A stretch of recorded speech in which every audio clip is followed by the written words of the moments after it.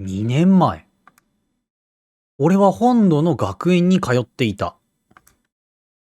年頃の少年の話題といえば、芸能人だと誰が可愛いとか、クラスメイトの女の子で誰が可愛いかとか、そんな話題で持ちきりで。俺たちのクラスも例外じゃなかった。こぞって好きな相手に告白したり玉砕したり。でもまた次の好きな相手をすぐ見つける。恋愛感情が本当にあるのかないのか分かったものじゃなかった。そしてそんな俺もクラスメイトの少女に惹かれていた。時々話すだけの静かな女の子。おとなしいというよりは少しクールな子だった。多分好きだったけど、多分好きだった。けど、周りに当てられていたのも少なからずあったと思う。俺は自分がそんな中途半端な気持ちだと気づきもせずに。あの、よかったら俺と出かけてくれないかな。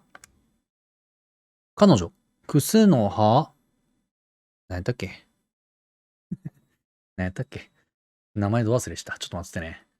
きっと、それいけ。みさき。海の実に咲くか。クスの葉みさきね。はい。頑張って覚えよう。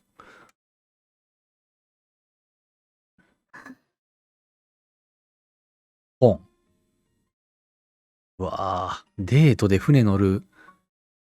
年齢は中学生かな。すごいな。2年前ってことはそういうことか。断られると思っていたけど、クスノハはデートに来てくれた。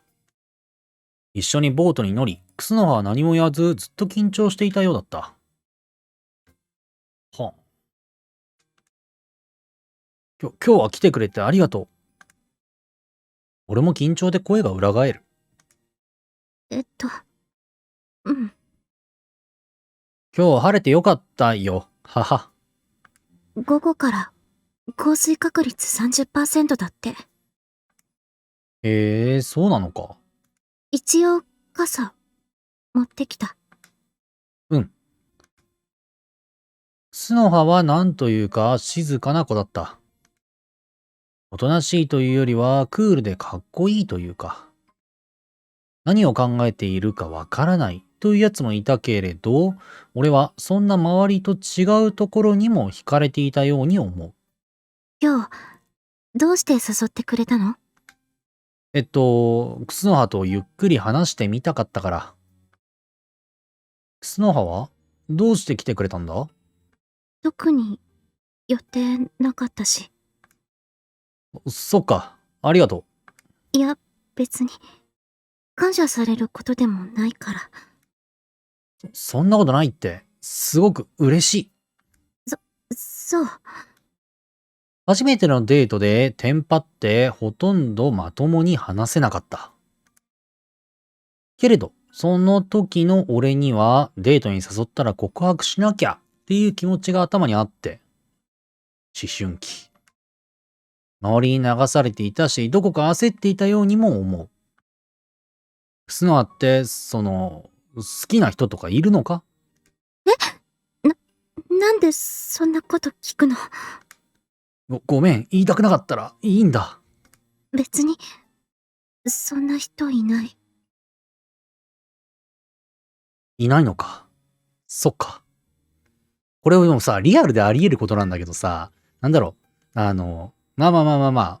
相手が本当のことを言っとる前提で話すけど、好きな人がいないっていうことは、まあ片思いが前提なわけやねんか。ね。だから、その時点で本当なら、告白という選択肢はないわけよ。片思いだからさ。まあ、それこそ現代的に言えばさ、好きでもないけど付き合ってみて、判断するっていうこともさ、手段の一つだから、ね、一概にどうとは言えんけど、ね、でもそんな、なんて言えばいいんだろうな。うん。片思いスタートなわけだから、一発目から、初手から告白っていうのは、ま恋愛に正解はないと思うけど、間違いではあるんだよね。まあまあ、童貞の彼にはわかるわけもなく。でもリアルでも絶対あると思うんだ、そういうことって。その時俺はすごく安心して、そうでしょね。自分はほら、視野が狭まっとるからそういうことわからんのよ。いないってことは、こっちが勝手に片思いしとるだけで、向こうは自分に好意を寄せてないっていう前提が成り立つわけよ。まあ、恥ずかしくて隠しとるっていうのも、ね、あるにはあるんだけど、まあ、それは置いといて。うん。いけると思ってしまった。そうなんだよね。男ってマジこうなんだよね。うん。男ってこうなのよ。なんか、うん。男ってね。やっぱね、下腹部に、下半身に第二の脳みそがついとるからさ、男の子ってそうなのよ。あのさ、クスの歯、何？俺、突然こんなこと言って驚かれるかもしれないけど、俺、クスの歯のことが好きだ。え？よかったら付き合ってほしい。何言って。クスの歯はすごく驚いて目を丸くしていた。ごめん、迷惑だったか？迷惑じゃないけど、嫌だったかな？嫌でもないけど。だったらって話になるんやろ？じゃあとかだったらになるんじゃない？次の言葉。そい。けど。今考えれば好きな人がいないってことは当然俺のことも好きじゃなかったんだろう。ほらね。やっぱそういうことなんよ。ね。やっぱそう、やっぱ、でもね、これを否定するわけにはいかんのよ。うん、間違いではあるけど、否定するわけにはいかんのよ。ね。だって、こういうのの、ね、積み重ねじゃん？経験ってさ、人類皆、誰もが初めてを経験するわけだからさ、そんなね、初手からできるやつなんてこの世の中にいないわけよ。うん。いや、だからピュアだよな。うん。そういうこと。いいな。こういう波長が合うといいな。その時の俺はそのことに気づけなかった。そりゃそうさ。そういうもんさ。うわぁ、クスの葉、揺れてる。うまく断れなかったのかもしれない。クスの葉は混乱し、ボートが大きく揺れる。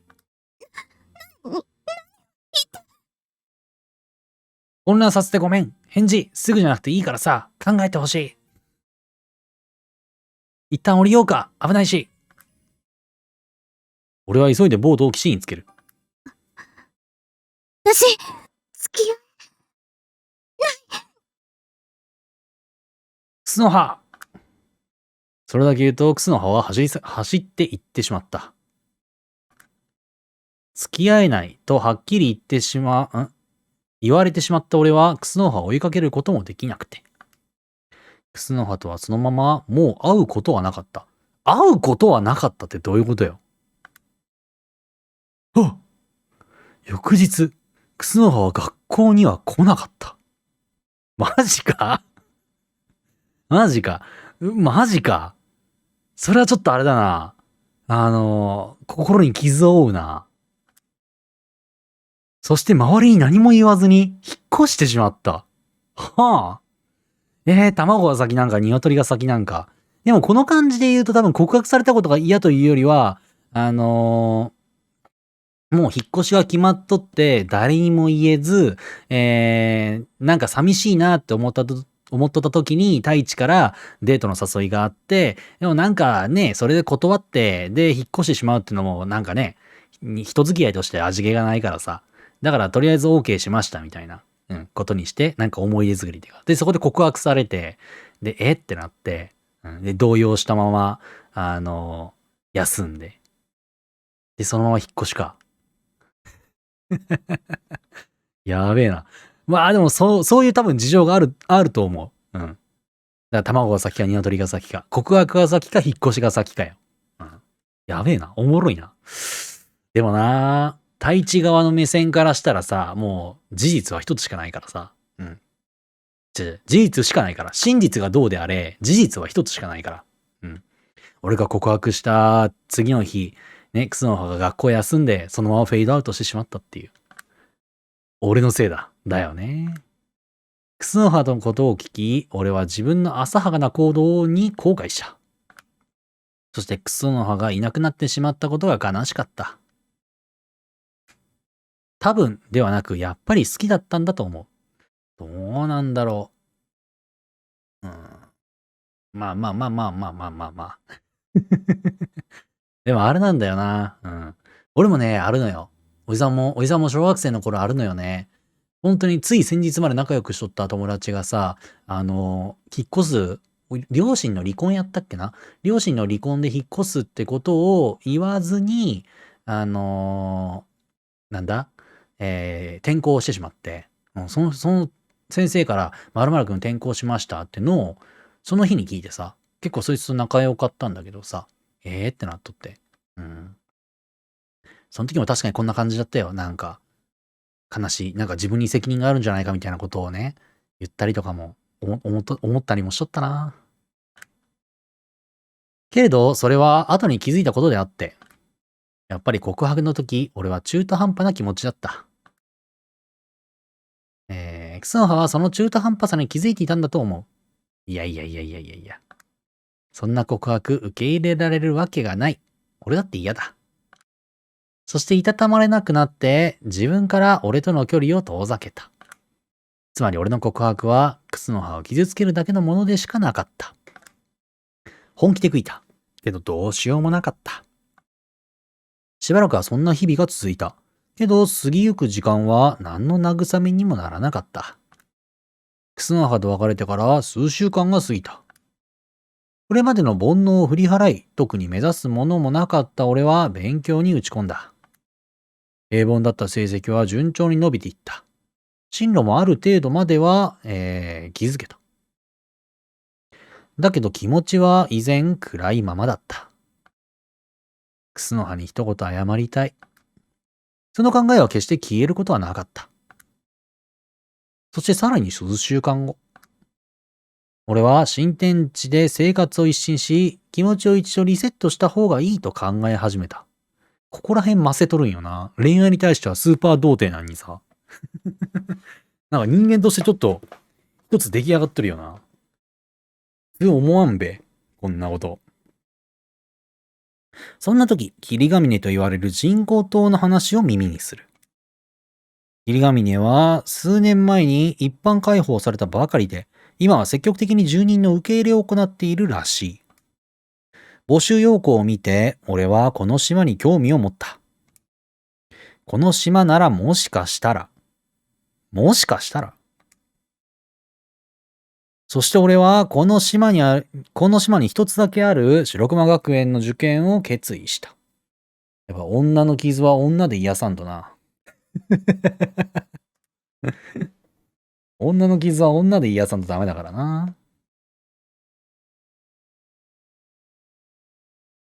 そして今。目の前にクスノハによく似た女の子がいる。結構テクノロジーが発展したサイエンスな、街のお話かと思ったら急にファンタジーが出てくるからな。びっくりしたわ。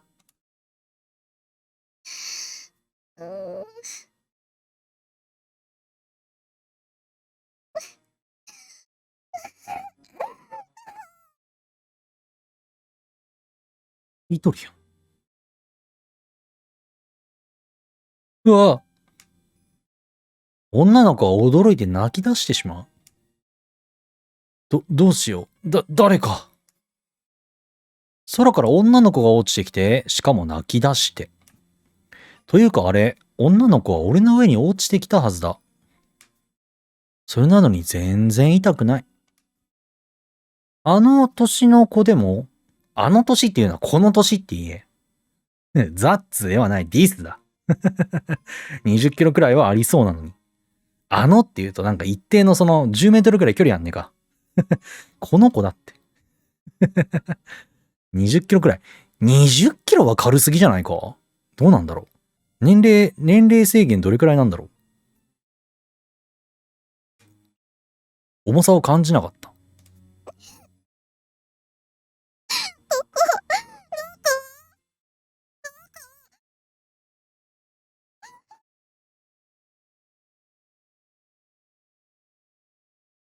すごいな。わんぱくやな。これサムネにしてやろう。これサムネにしてやろう。なんかね、あまりその、現実を見たくはないんだけどさ、サムネイルのね、動画のサムネイルの女の子の年齢が下がれば下がるほど再生数が伸びるんだよね。ちょっと不穏な空気が漂うから話はこれまでにしとくけどさ。なんか怖いね。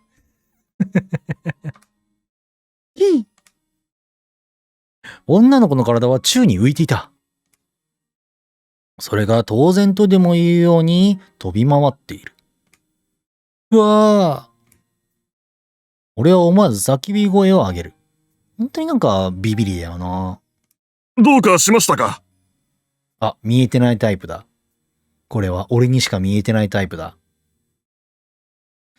なんかあれだよな。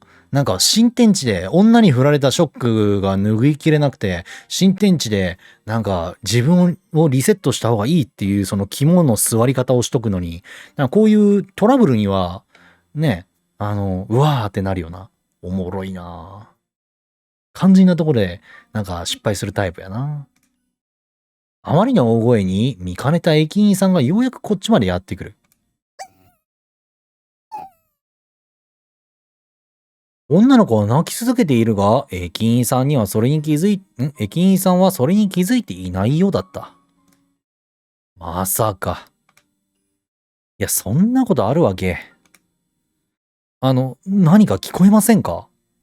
聞こえる？何がですか？駅員さんはまっすぐ俺の方だけを見ている。目の前でこんなに女の子が泣いているのに。大丈夫です。すみません。そうですか。わかりました。駅員さんは少し不思議そうにしながらも持ち場に戻っていく。どうやらこの子の姿は俺にしか見えていないようだ。そういうその状況判断の冷静さはあるのに、なんかね、うわーって動揺するのはちょっとおもろいな。やっぱりこの子は、でも幽霊扱い？やっぱそういうことやんな。いや、こんな近未来のすごい技術が発達した島なんだから。逆にそういうのってね、ほら、科学は有能であっても万能ではないから。うん。ね、なんだろう。結構その反科学みたいな人とかもね、世の中におるわけやねんから、そういう人たちが、なんか勘違いしとるんやけどさ、科学ってのは有能であっても、ね、万能ではないんだよね。世の中科学で証明できないことなんていっぱいあるじゃないですか。ね。けど科学で証明できないから、それは嘘だっていうやつもおるわけよ。ね。それで科学が万能だ、何でもできるか、ね、何でもできると思っとるから、科学で証明できないことを、ね、それこそ幽霊とかさ、ね、そういうのって、なんだろうな、あると思っとるんやけどさ、ね。そうじゃないんだよね。正直現代でも、なんだろう、幽霊は、そうだな。あんまりその存在としては信じる、とらんと思うけど、否定するまでにはいかんかなっていうのが。うん。あくまでその人間の、今現在の人間の科学力、テクノロジーで、なんて言えばいいんだろうな。表せられないっていうだけであって、うん。まあ、グレーだよね。うん。まだ白と黒と断定するのは早いっていう。ちょっと話がそれだからあれだけどさ。なんかあれか？映像か？感触のあるホログラムか？例えば、姫香先輩のいたずらとか。お腹空いた。どこ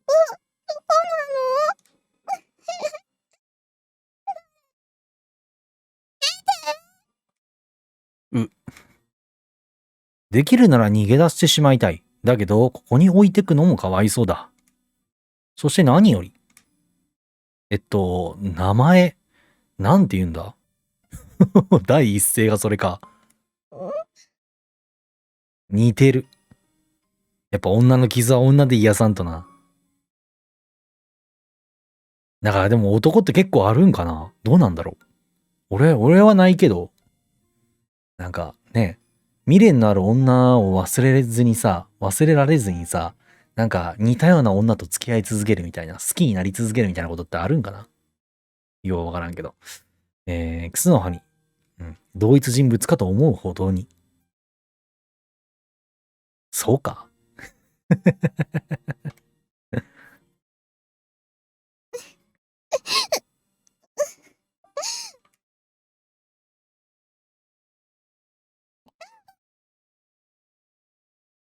わかった。わかったから泣くなって。とにかく行こう。な。うんとにかくこの子の姿が誰にも見えない以上、このまま人目につく場所で話し続けたら、俺が不審者になってしまう。やっぱ一人称僕がいいな。俺は女の子を連れて、とりあえず学生棟に戻ることにした。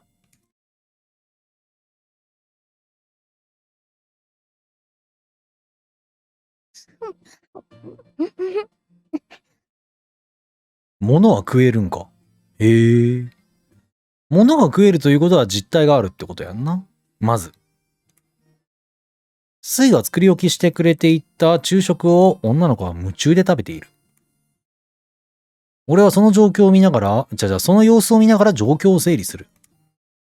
空から女の子が落ちてきた。はい。その子は体重がなくて、ふわふわ浮いたりできて。そして、俺にしか見えない。はい。ごちそうさで、物が食べれるということは、実体はあるってことやんな。うん。そういうことやんな。そういうことでしょ。だって、そうじゃないと、食べられてなくなる、その昼食の説明がつかんくなるからさ。女の子は食事を食べ終える。なんで食事をとるのかは全くわからないけど、女の子は多分、幽霊なんだろう。ほん。とりあえずお腹いっぱいになったかな。なんというか、声まで、クスの葉に似ている気がする。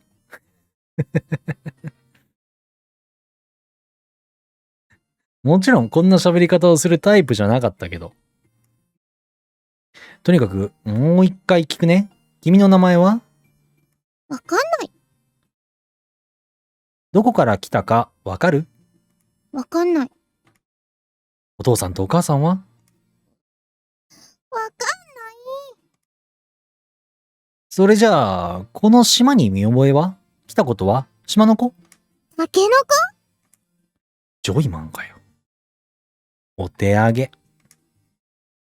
できるなら誰か警察とかにこの子を預けて解放されたい。でも今のところ誰にも見えてないようだからどうすることもできない。塔に戻る間にも女の子は飛び回ったりしていたけど、誰も女の子に気づいている様子はなかった。やっぱり俺にしか見えてないのか。でも、なんで？俺は今までずっと霊感とか幽霊とかそういうものとは無縁で生きてきたのに。できるなら何とかしてあげたいけど。ここ、どこなの？ここは霧ヶ峰っていう島なんだよ。聞いたことないかな？ない。霧ヶ峰。変な名前。本当に何も分かっていないようだった。幽霊ってことは、この子はこの島で亡くなった女の子で記憶を失っている自爆霊とか。でも悪い霊って感じじゃなさそうだな。本人も超明るいし。いや、幽霊にそんなこと関係ないか。やっぱりわからん。なんだかご飯食べたら眠くなっちゃった。眠くなるという生理現象はあるんか。物を食べる生理現象がある。多分トイレとかもできるやろうな。お昼寝する。おやすみなさい。昼寝って。女の子はそう言って床に横になる。寝た。ご飯食べて眠くなったら寝るとか？本当に幽霊か？血糖値が上がったんやな。わからない。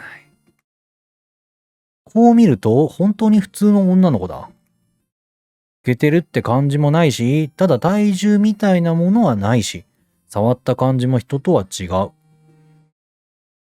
そうか、体重はないってことは結局あれか。食ったものがどこへ行くんだって話になるよな。例えば 100g のご飯を食べたとしたら体重は 100g 重くなるはずやねんか。けどそれがないってことは、そしてやっぱり見れば見るほどクスの葉に似ている。すごいな。やっぱり昔の女がやっぱ幽霊とか、なんかその超常現象よりも上に来るって、やっぱすごいな。男の子だな。もしかしてクスノハなんだろうか。おい、現実逃避を始めたぞ。そんなはずないと思う。クスノハは俺と同い年のはずだ。クスノハに何かがあったからといって、幼児化するということはないだろう。もしくはクスノハの親戚とか、妹とか非常になんか人間っぽいよな。やっぱ、理屈で説明できないことっていうのは、どうにかして説明しようというその頭の中のバイアスが働いて、知っている事柄、事象、ワードとかそういうので人間って補完しがちなのよ。うん。陰謀論とかにハマる人ってそんな感じね。うん。だからすごい。だから親戚とか家族とか、ね、絶対そんなことないやん。間違いなく。うん。だからそう思ってしまうっていうね。うん。それにしても、おかしなことに巻き込まれた。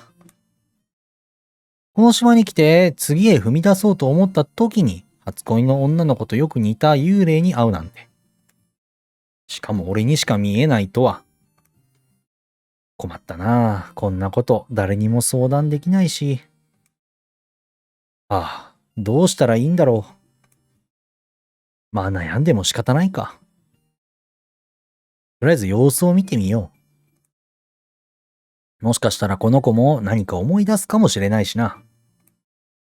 それにクスノハとそっくりの女の子。もうここが全てだな。もうだって5回目くらいじゃないこのワードというか。俺に全く無関係とはとても思えなかった。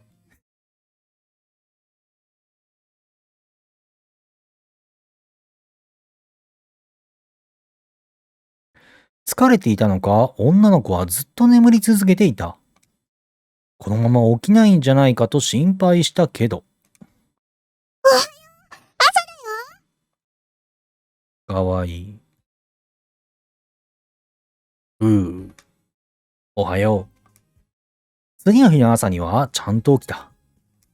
おはよう。ねえねえ、お腹すいた。昨日のことは夢であったらいいと思ったけど、さすがにそういうわけにもいかないようだった。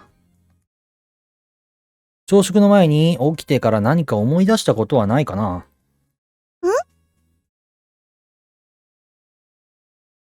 なんかこう寝てる間に夢とか見なかった？手がかりになるようなさ。わかん困ったな。困ったな。今日からは授業も始まる。部屋で一緒にいてやることはできない。私、いたら迷惑？そういうわけじゃないけど、ずっと一緒にもいられないんだよ。授業があるし。学校？お、学校は知っとるんだ。ああ、平日は一緒にいられないしな。ごめんなさい。でも、どうしたらいいの？そうだよな。俺もお手上げだ。お手上げ。誰かに相談できたらいいんだけどな。さすがに厳しいか。二人の天才が、英検部にいるじゃないか。厳しい。どうして？あ、そうだ。おまわりさんは？あ、おまわりさんも知っとるんだ。でもこの反応を見る限り多分この子は自分のことだとは思ってないみたいだね。純粋に太一が、何かに困っとるっていうことだけを察しとるっていうか感じとるもんだよね、きっと。困ったら、おまわりさんに聞くといいんだよ。おまわりさんって。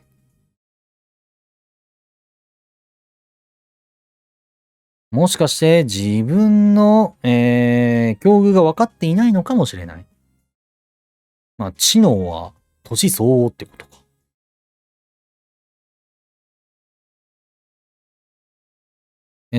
言いにくいんだけどさ、君って幽霊なんだよね。幽霊？お化け？女の子はそう言って首をかしげてる。違うの？私、お化けなの？だってほら、飛んだりしてるし。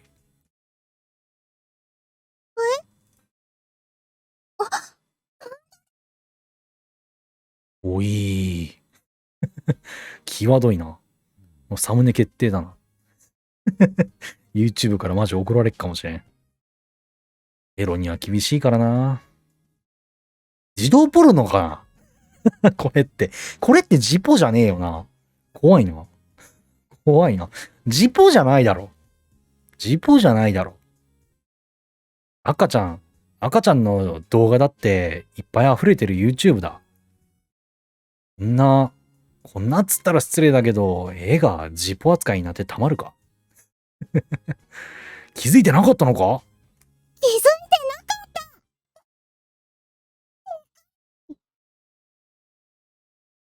君は俺にしか見えてないから、おまわりさんにも相談できないんだよ。みんなに見えないの？でも、それって、私死んじゃったってことなの？それは、わからないけど。私の行くところは、天国なの？いや、それは。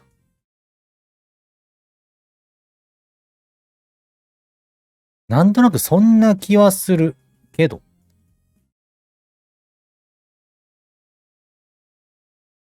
その子が亡くなったことに気づいていないだけなのだとしたら。うわ、泣くな。ごめん。大丈夫だから。大丈夫って？いや、小さい子が泣いていると、やっぱり心配だ。でも安請け合いもできないよな。とにかく今日は荷物も届くし、授業が終わったらすぐ帰ってくるから。どこにも行かないで、ここで待ってられるか？冷蔵庫の上にパンがあるから、お昼はそれ食べていいからな。フルーツのパンだぞ。俺の一押しだ。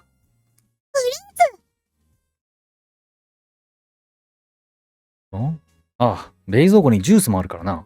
冷蔵庫開けれるん。まあでも、食器とか触れて飯食えるから、大丈夫ではあるか。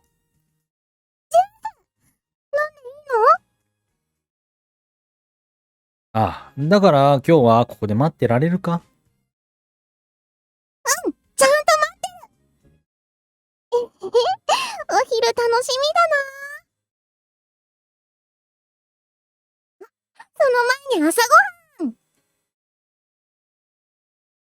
はいはい、用意するから。本当に普通の女の子だな。これからどうしたらいいんだろう。道中いろいろな案を用意しつつ、俺は学園へ向かった。